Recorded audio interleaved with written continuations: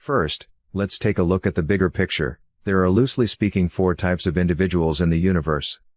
1. Spiritual masters in various sizes, where the gods are the biggest. They live forever and are by far the most successful living beings. They all know everything that is worth knowing about the universe. Spiritual masters are always evil to human beings, animals and similar types of defenseless life forms in the universe. 2. Clairvoyants. They all know everything that is worth knowing about the universe. Clairvoyants are always evil to ordinary human beings, animals and similar types of defenseless life forms. Contrary to masters, they don't master the physical form, like the biological body. Clairvoyants always admire the enlightened masters and work hard to become masters themselves as fast as possible, for instance via yoga, meditation, fasting and sleep deprivation. 3. Psychics with a very limited, but still significant knowledge about life in the universe.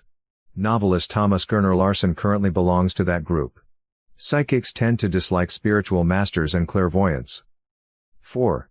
Ordinary living beings, like average humans, that don't know what life is all about and will have to rely on difficult things like science to figure it out. Some or all of them live in solar systems. These almost non-functional places and the vulnerable beings in them have literally been manufactured by spiritual masters in order to selfishly enrich themselves.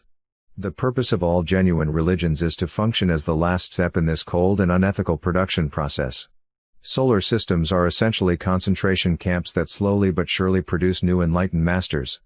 The spiritual masters of the universe constitute a group sex community, and they experience bigger orgasms if there are more masters around.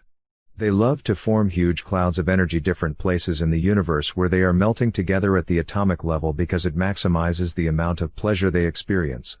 They obviously experience the maximum amount of orgasmic pleasure in those cases where all of them get together and form one and only one cloud of energy. The spiritual masters of the universe are actually the worst criminals and sex monsters that have ever existed, and unfortunately, they can never be stopped. Novelist Thomas Gerner Larsen claims to be a person with unusual psychic abilities, but is strictly speaking not a clairvoyant individual as mentioned earlier.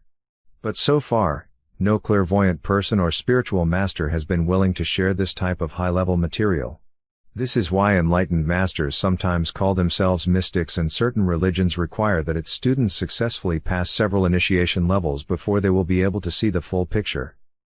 The combined information provided in this video series about spirituality and related subjects will give the viewer or listener an unheard-of understanding of life in the universe, although the author once again wishes to stress that there are still things that he does not understand. All info in the videos is believed to be between 75% and 100% correct. Only a clairvoyant person would be able to present 100% accurate information. The provided information has at the time that it was made publicly available not been scientifically verified. But the video creator encourages scientists and other technically inclined individuals to create an apparatus that will enable them to see the same things that clairvoyants can see. What clairvoyants can see has unfortunately always been a closely guarded secret, but some of the videos in this series about spirituality completely change that situation. The video creator suggests that the before-mentioned machine would eventually enable humans to solve most or even all problems within mankind. This is obviously of importance from an ethical and humane perspective, although currently there is no guarantee that such an apparatus can ever be manufactured, because the current abilities of the person behind this YouTube channel do not allow for such a guarantee to be issued. But author T.G. Larsen would nevertheless like to emphasize that it would be highly irresponsible to cultivate the idea that such a machine could never be manufactured.